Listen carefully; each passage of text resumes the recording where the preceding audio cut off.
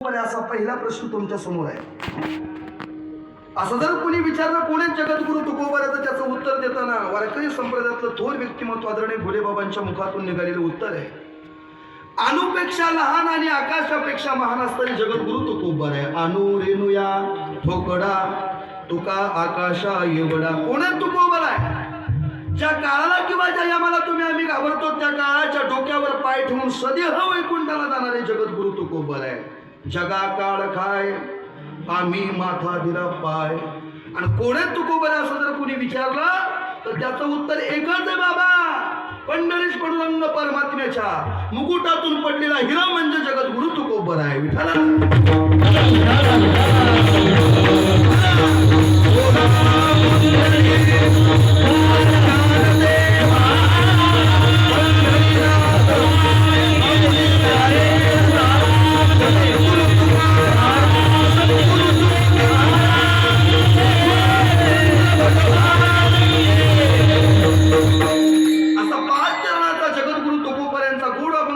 निमित्तानं या मंडळींनी सर्वांनी गाऊन दाखवला. गोड अभंग सेवेच्या निमित्तानं निवडलेल्या या अभंगातून जगद्गुरु तुकोबार सांगतात प्रत्येकाचं भरण आणि पोषण करणारा तो जगाचा मालक आहे. तो कृपाळू आहे. कार्यनाथ विषयी कृपाळू देवासी काय करतो महाराज? पोषितो जनासी कला. तो प्रत्येकाचं भरण पोषण करणारा तो आहे. एवढ्यावरती जगद्गुरु तुकोबार थांबले नाही. मग असं काय प्रत्येकाचं भरण पोषण करतात महाराज? तर त्याचं त्या ठिकाणी दुसऱ्या चरणातून प्रश्नात्मक उत्तर देत असताना तुकोबार सांगतात आईच्या पोटामध्ये वाढत असलेला बाळाचा गर्भ, ते बाळ जन्माला ते गर्भ बाहेर येण्याच्या आधी त्याच्या खाण्याची आणि पिण्याची सोय करणारा तो जगाचा मालक आहे. बाळा तुझा कोण करी जे उत्पत्ती वाढवी श्रीपती सवे दोन्ही. काय करतो महाराज? अजून आता उन्हाळ्याचा त्या ठिकाणी काळ पुढे आलेला आहे. या उन्हाळ्याच्या दिवसामध्ये जर पाहायला गेलं तर सगळं रान वाळून गेलेलं असतंय. पण उंच टेकडीवर जर पाहिलं तर एखादा हिरवागार वृक्ष तुम्हाला आम्हाला पाहायला मिळतो बाबा. मग सगळं वाळून गेलेलं आहे. मग तेवढाच हिरवागार वृक्ष गावातला कोणी पाणी घालायला तिथं जातोय का? जात नाही. मग तो हिरवागार राहतो त्याचं कारण फुटती तरुवर उष्ण काळ मासी नवे नवे. चैत्राच्या उन्हात झाडाला आलेली पालवी तिथं पाणी प्यायला नसतंय आणि तिथं चैत्राच्या उन्हात झाडाला पालवी फुटते बाबा. त्याचं कारण हे सर्व काही करणारा तो जगाचा मालक आहे. कोण आहे तो? फुटती तरुवर उष्ण काळ मासी जीवन तयासी कोण गाली. कार्यनाथ विषयी कृपाळू देवासी पोषितो जनासी एकला. तो एकटा याचे भरण पोषण करतो. काय करतो? तेने तुझी काय नाही केली चिंता. तुकोबार सांगतात अरे तू चिंता करण्याकरिता तर तिथे ना महाराज. प्रत्येकाची भरण पोषण करणारा, प्रत्येकाची चिंता निवारण करणारा तो जगाचा मालक आहे. पण आपण त्याचं चिंतन केलं तर तो त्या ठिकाणी आपली चिंता निवारण करेल. त्यासाठी काय करावं लागेल? त्यासाठी एक उत्तर आहे काळ सारावा चिंतने एकांतवासी गंगा स्नाने. देवाच्या पूजने प्रदक्षिणा तुळशीच्या अखंड त्याचं नामस्मरण चिंतन करावं लागेल. अखंड जर त्याचं नामस्मरण चिंतन केलं तर चिंता निवारण करण्याकरिता आपल्यासाठी मागे पुढे उभा राहे संभाळीत आलिया आघात निवाराया येईल महाराज. पण त्यासाठी महाराज सांगतात आपण त्याचं नामस्मरण चिंतन करावं लागेल. काय करेल तो? तेने तुझी काय नाही केली चिंता राहे त्या अनंता आठवणी. कार्यनाथ विषयी कृपाळू देवासी पोषितो जनासी कला. तो आणि शेवटच्या चरणामध्ये जगद्गुरु तुकोबार आहे त्यांचं नाव सांगतात. अरे प्रत्येकाचं भरण पोषण करणारा तो आहे. आईच्या पोटातला गर्भ बाहेर येण्याच्या आधी त्याची खाण्याची आणि पिण्याची सोय करणारा तो आहे. चैत्राच्या उन्हात झाडाला पालवी फुटवणारा तो आहे. प्रत्येकाचं भरण पोषण करणारा तो आहे. पण तो कोणी असा प्रश्न केल्याबरोबर जगद्गुरु तुकोबार सांगतात त्याचं नाव तुका म्हणे ज्याचे नाव विश्वंभर त्याचे निरंतर ध्यान करी. कार्यनाथ विषयी कृपाळू देवासी पोषितो जनासे कला. तो विठाला.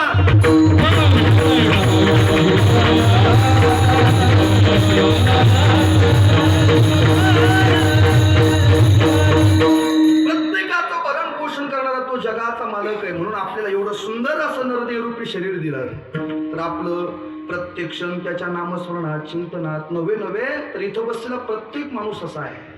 ऐका ना, प्रत्येक माणूस असा आहे जन्माला आल्यापासून तर मरेपर्यंत नवे नवे तर सकाळी उठल्यापासून तर संध्याकाळी झोपेपर्यंत प्रत्येक जण एका अपेक्षेने जगतोय बाबा. इथं असा कुणी नाही, तुम्ही असू द्या मी असू द्या नाही तर इतरच कुणी असू द्या, सकाळी उठल्यापासून तर संध्याकाळी झोपेपर्यंत प्रत्येक जण एका अपेक्षेने जगतोय. त्याचं नाव काय असं जर विचारलं तर त्याचं नाव फक्त सुख आहे. इथं बसलेल्या कुणाला सुख नकोय असं आहे का कुणी? इकडं माता भगिनींपैकी लाडक्या बहिणी, इकडं त्या माऊलीनं का हात वर केलाय माग पहा, अजूनही लोक पाहतात तिकडं. त्यांना वाटतंय आपल्या गावात असं कुणीतरी आहे का मला दुःख पाहिजे, मज लागे दुःख व्हावे, असं कोणी सापडणार नाही का? तर प्रत्येकाची अपेक्षा आहे कुठं? सर्व सुखाची आशा जन्म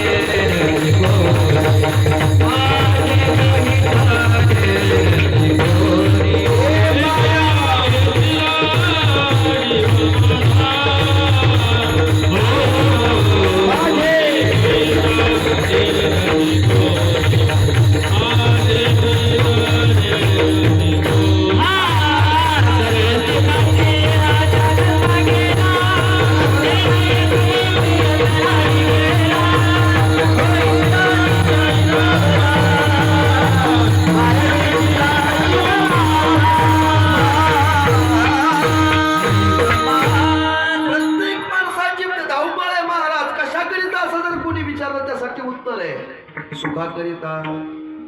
आणि जर कुणाला प्रश्न केला वयाचे 60, 70, 80, 90 पर्यंतची जुनी जाणती मंडळी इथं बसलेली आहे, जर सहज विचारलं ना बाबा वयाचे 60 वर्ष चालू आहे अजून सुख मिळालं का नाही, सहज लोक म्हणतात महाराज कशाचं सुख आणि कशाचं काय आहे ते इकडे बरंच आहे. मला वाटलं इकडे बरं असं जरा नाही. मग एक प्रश्न आहे तुमच्या समोर मायबाप, वयाच्या 60, 70, 80 किंवा 90 वर्षापर्यंत जर बरं आहे सुख नाही तर मग सुख नाही का असा पहिला प्रश्न. कसा आहे? वयाच्या 80, 90 किंवा 100 वर्षापर्यंत जर सुखच मिळत नाही महाराज मग सुख नाही का? कसं आहे? मग कुठं आहे? गायक मंडळी सुख कुठं आहे असा प्रश्न केल्याबरोबर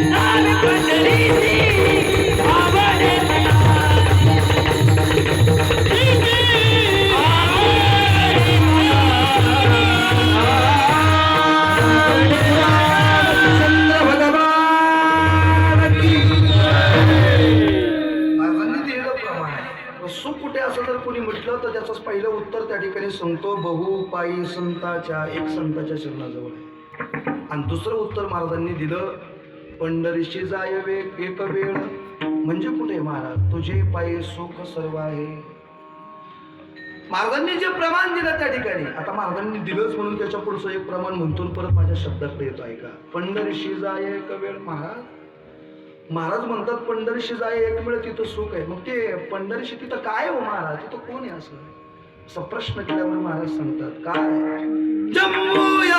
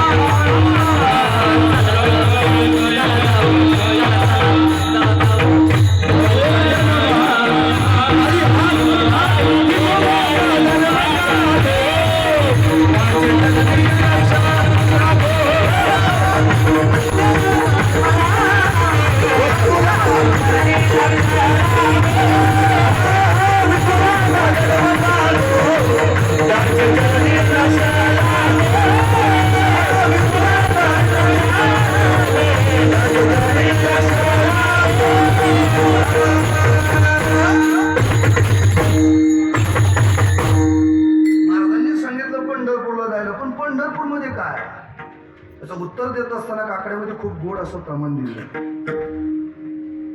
जम्मू या दीपा माझी एक पंढरपूर गाव, धर्माचे नगर देखा. उतरलं थोडं. विठू पाटील त्याचे नाव, चला जाऊ तया ठाया, काही भोजन मागाया. विठू पाटील आहे तिथं महाराज. तुम्ही सांगता पंढरपूरला जावं लागल, तिथं विठू पाटील आहे, मग त्याच्या चरणाजवळ सुख आहे का असा प्रश्न केल्याबरोबर महाराजांनी दिलेलं उत्तर आहे त्याच्या चरणाजवळ सुख नाही, मग तोच सुखरूप आहे. उत्तर सुखरूप ऐसा तुझं कोणी सांगा, माझ्या पांडुरंगा माझ्या पांडुरंगा.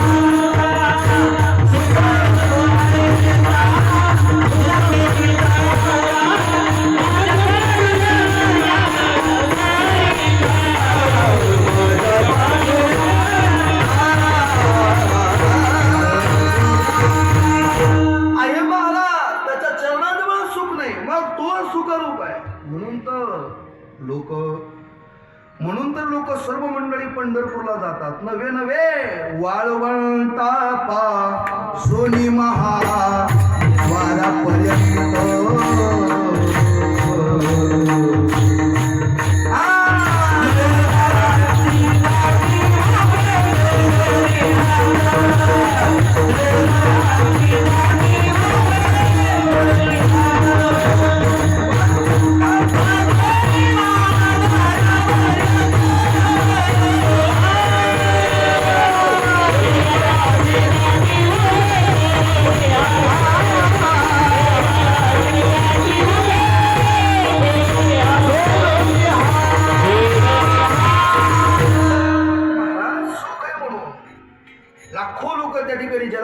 $4 लाख पगार आहे ना, तो सुट्टी टाकून ज्ञानोबराच्या सोहळ्यात जगाच्या मालकाला भेटायला जातो. का? तो जगाचा मालक सुखरूप आहे. महाराज या अभंगातून जगद्गुरु तुकोबऱ्या सांगतात तो सुखरूप असणारा जगाचा मालक पंढरीश्वरंग परमात्मा आहे. ऐका ना, त्याच्या सत्तेशिवाय हे जगत चालू शकत नाही. का बरं महाराज? तर ज्ञानोबाला ह्या ज्ञानेश्वरी त्याची ओवी सांगते. म्या बोलविल्या वेदू बोले, म्या चालविल्या सूर्य चाले, म्या हलविला प्राणू हले जो जगाते साले. काय महाराज, हे झाडाचं पान हलताना तुम्ही आम्हाला हवेने जरी हलताना दिसत असलं, पण त्याचा हलवणारा आणि त्याला त्या ठिकाणी सर्व चालवणारा तो जगाचा मालक आहे. का महाराज? वृक्षाचे पान हले ज्याची सत्ता, राहिली अहंता मग कोठे. म्हणून तर जगद्गुरु तुकोबऱ्या म्हणावं लागलं. काय? अरे चालवणारा आणि बोलवणारा काय करतो? चाले हे शरीर कोणाची असते. घरापासून इथपर्यंत आपण चालत आलो आहे. आपण आपल्या पायाने आलो का त्याने आणलं म्हणून आलो? त्याने आणलं म्हणून आलो. आपला ज्या दिवशी आत्मा निघून जाईल त्या दिवशी पाय शाबूत असतील पण पाय चालू शकत नाही. चालवणारा आणि बोलवणारा तो जगाचा मालक आहे.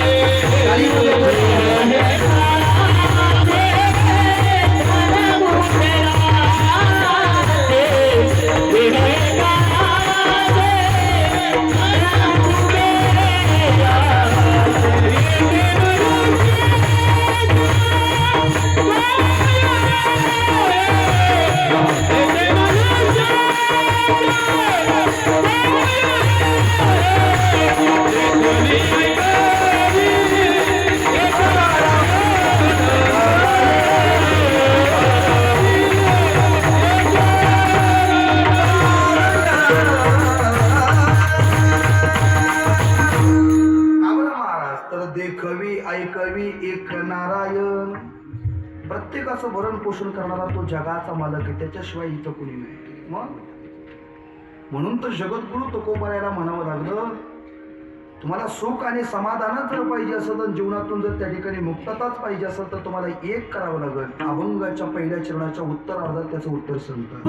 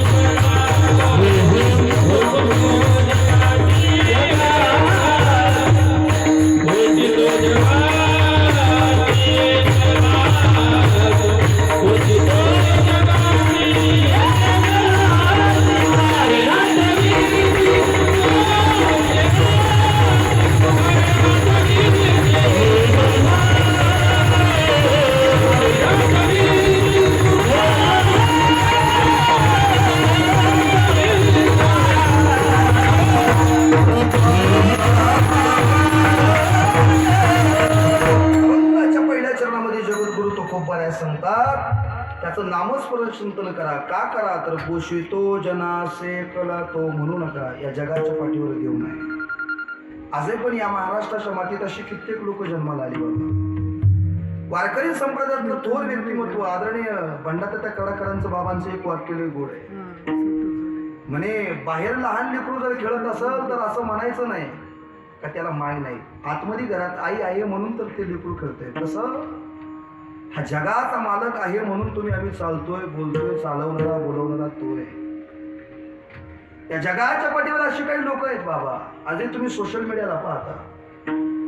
काही दिवस झाले जगद्गुरु तुकोबाराय त्या ठिकाणी वैकुंठाला गेलेच नाही असे आपल्या महाराज बंधूंपैकी एक सदग्रस्त बोलले होते. देव नाही म्हणणारे सुद्धा काही लोक आहेत. असे मुस्लिम समाजातला एखादा सदग्रस्त दाखवा का त्यांचा अल्लाह त्यांना मान्य नाही असं एकही नाही महाराज. पण आपल्या मराठी किंवा हिंदू समाजात अशी काही लोक आहेत का ज्या देवानं तोंड दिलं त्याच तोंडाने म्हणतात या जगात देव नाही. बाबा आपलं शरीर चालतं ना, महाराज सांगतात तो फुंकर घालणारा तो जगाचा मालक आहे. ज्ञानोबऱ्याचं उत्तर आहे पावा माझी राग ज्ञान केली अशी मधुर गायन. पावा फुकल्याबरोबर त्या ठिकाणी त्याचं गायन त्या ठिकाणी त्याच्यामध्ये हवामध्ये त्या ठिकाणी त्या पाव्यामध्ये फुंकर घालणारा कोण आहे तर तो जगाचा मालक आहे. आपण फक्त चालणारे आणि बोलणारे नाही म्हणायचं नाही. जगाच्या पाठीवर एक सदग्रस्त होऊन गेला बाबा. तुम्ही आजही जर सोशल मीडियाला त्यांचं नाव टाकलं तर डॉक्टर नीतू मांडके नावाचे डॉक्टर त्या ठिकाणी होऊन गेले. आजही तुम्ही सोशल मीडियाला टाका. हिंदू हृदय बाळासाहेब ठाकरे यांच्या हृदयाची शस्त्रक्रिया त्यांनी केली त्या ठिकाणी ते डॉक्टर नीतू मांडके. आजही तुम्ही जर गेला त्यांचं नाव घ्या महाराष्ट्रभर आहे महाराज. हृदयाचा जर कोणाला आधार झाला तर इतरत्र कुठं न जाता त्यांना मुंबईला जावं लागत होतं. असे एकमेव असणारे डॉक्टर नीतू मांडके. पण त्यांच्याकडे जर कोणी पेशंट जर भेटायला आलं तर त्यांच्या मुखातलं वाक्य होतं या जगाच्या पाठीवर देव नाही आहे. ऐका ना, कित्येक काळ लुटून गेला. 4-4, 5-5 तास लोक वेटिंगला उभे राहत होती. एवढा त्या ठिकाणी त्यांचा दवाखाना किंवा त्यांना त्या ठिकाणी मिळालेला प्रतिसाद आहे. पण आलेल्या प्रत्येक सदग्रस्ताला त्यांचं वाक्य होतं या जगाच्या पाठीवर देव नाही. हो मग काही दिवस लुटले आणि त्यांनी त्या ठिकाणी कर्तृत्व चांगलं त्यांचं त्या ठिकाणी कार्य चांगलं म्हणून दिल्लीला त्यांचा पुरस्कार ठेवला होता. आणि तो पुरस्कार आणायला डॉक्टर नीतू मांडके रात्रीच्या वेळेला गाडीमध्ये बसले. उद्या सकाळी आपल्याला दिल्लीपर्यंत पोहोचायचं एवढं डोक्यात आहे. गाडीमध्ये बसले आणि गाडीमध्ये बसून ज्यावेळेला निघाले ना रात्रीच्या वेळेला प्रवास करत असताना 1 वाजले 2 वाजले धो पाऊस पडत होता. त्या ठिकाणी ज्या रस्त्याने प्रवास करताय नदी पलीकडे जायचं पण नदी त्या ठिकाणी त्या ओढ्यातून त्या ठिकाणी जोरदार पाणी पलीकडे जाताय ना रस्त्याच्या पलीकडे. मग हो कसं मग जायचं कसं महाराज. त्या ड्रायव्हरने बोलायला सुरुवात केली डॉक्टर साहेब याच्या पलीकडे आपल्याला जाता येणार नाही. त्या ओढ्यातून त्या ठिकाणी या पाणी त्या ठिकाणी चालू आहे त्याच्या पलीकडे आपली गाडी जाऊ शकत नाही. रोड बंद झालाय. आता याला काही पर्याय रस्ता आहे का असा शब्द कानावर पडल्याबरोबर डॉक्टर नीतू मांडकेंनी सांगितलं काही किलोमीटर आपल्याला मागं जावं तिथून आपल्याला रस्ता मिळेल म्हणजे जायला. तिथून रस्ता त्या ठिकाणी मिळेल. स्वरचा आवाज थोडा कमी. 4, 5, 6, 7 किलोमीटर गाडी माघारी गेली आणि मग त्यांच्या लक्षात आलं आपल्याला जायचं दिल्लीच्या दिशेने पण आपण रस्ता चुकलो. मग करायचं काय. 4:08 वाजले. रस्ता चुकले. डॉक्टर नीतू मांडकेंनी सांगितलं त्या ठिकाणी ड्रायव्हरला म्हणे यार झोपडीच्या कडेला त्या ठिकाणी गाडी घ्या. रस्त्याच्या कडेला जी झोपडी त्या झोपडीच्या कडेला गाडी घ्या. म्हणे का 2 तास आपल्याला इथं विश्रांतीकरिता थांबावं लागेल मग पुढच्या प्रवासाला जावं लागेल. तसं जाता नाही येणार. मग बाबा रस्त्याच्या कडेला गाडी घेतली आणि रस्त्याच्या कडेला गाडी घेतल्याच्या नंतर पहाटे 4 वाजता त्या ठिकाणी त्या झोपडीचा दरवाजा वाजवला. त्यामध्ये एक विधवा महिला राहत होती. मी आजही सोशल मीडियाला टाकून पाहिलं.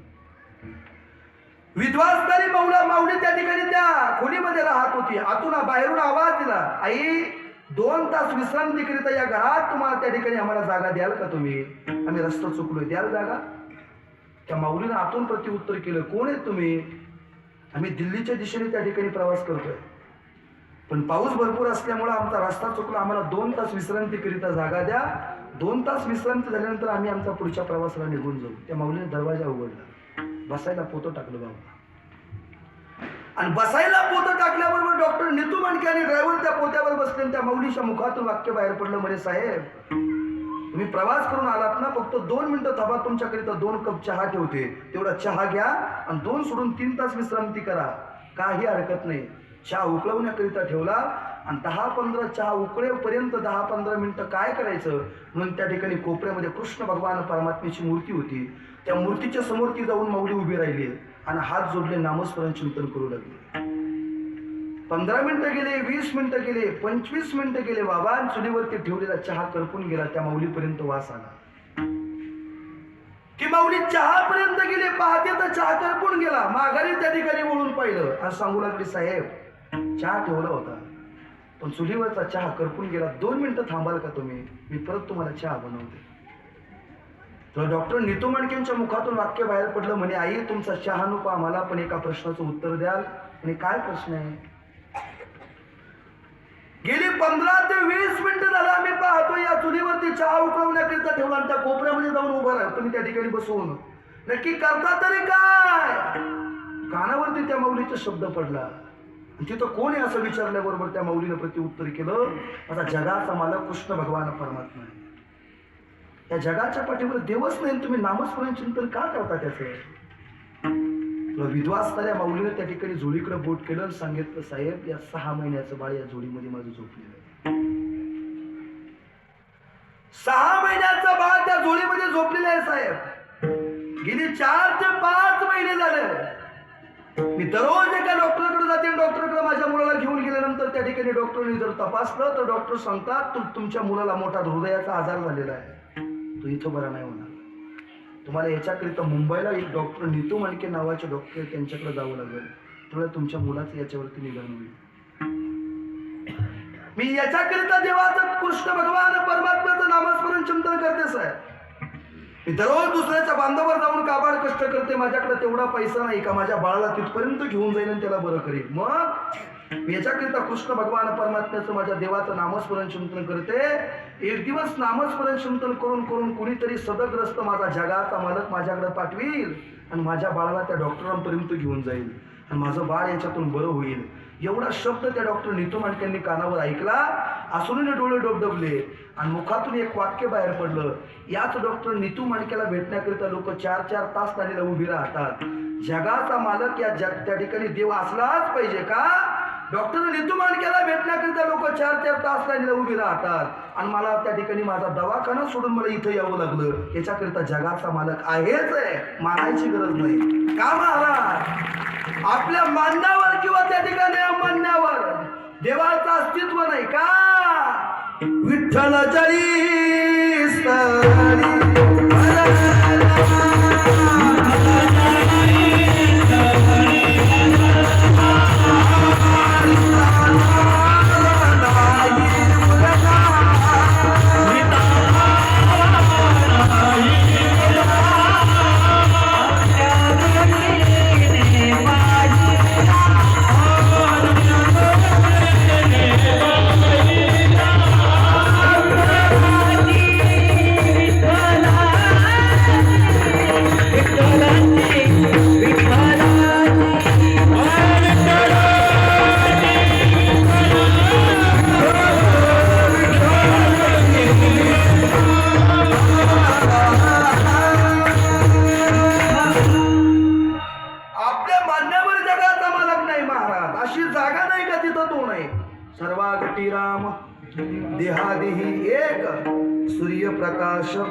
रश्मी. प्रत्येक ठिकाणी तो जगाचा मालक आहे. वारकरी संप्रदायातलं थोर व्यक्तिमत्व आदरणीय डॉक्टर बाबांच्या मुखातून कित्येक वेळा त्या ठिकाणी तुम्ही ऐकलेले. नवे तर डॉक्टर विकासानंदजी महाराज मिसाळ असतील, नवे तर एकनाथजी महाराज चित्तरशास्त्री यांच्या मुखातून कित्येक वेळा तुम्ही ऐकलेले. SP कॉलेजचे प्राचार्य मामासाहेब दांडेकर.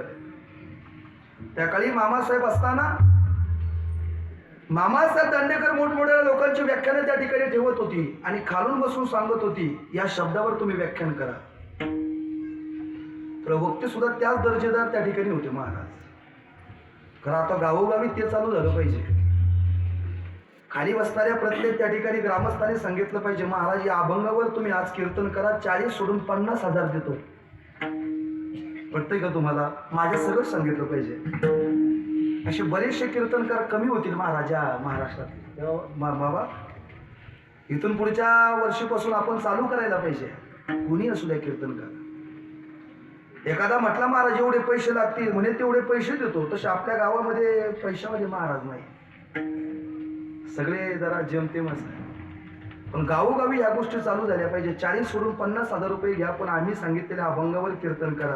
तर ही परंपरा इथून पुढच्या चांगल्या त्यागायत चालू राहील. बाबांचं एक वाक्य लय गोड आहे, माणूस किती दिवस जगला याच्यापेक्षा तो कसा जगला याला किंमत आहे, आणि सप्ताह किती वर्ष केला त्याच्यापेक्षा पण तो कसा केला याला खूप महत्व. ऐका ना, खाली बसून त्या ठिकाणी मामासाहेब दांडेकर सांगायचे या शब्दावर तुम्ही व्याख्यान करा म्हणजे. एक व्याख्याता त्या ठिकाणी व्याख्यान करण्याकरिता उभा राहिला, आणि खालून त्यांनी सांगितले जगाच्या पाठीवर देव आहे का नाही एवढं फक्त लोकांना सांगा. 2 तास त्यांनी एवढं खेळवून ठेवलं, लोकांनी कडारून टाळ्या वाजवल्या, आणि त्यांनी प्रत्येकापर्यंत सांगितलं या जगाच्या पाठीवर देव नाही. लय पटलं त्या लोकांना. पण एवढ्या लोकातून एक सदग्रस्त त्या ठिकाणी म्हातारा झालेला, बाबा मळलेलं धोतर आहे, फाटलेले त्याचे कपडे. इथं उभं राहणाऱ्या प्रत्येक माणसाने समजायचं नाही खाली बसणारी माणसं वेडीत म्हणून. एक सदग्रस्त उठून त्या ठिकाणी त्यांच्या खाली उतरल्याबरोबर त्यांच्या जवळ आला, सांगितलं म्हणे साहेब तुमच्यामुळे कळालं मला या जगाच्या पाठीवर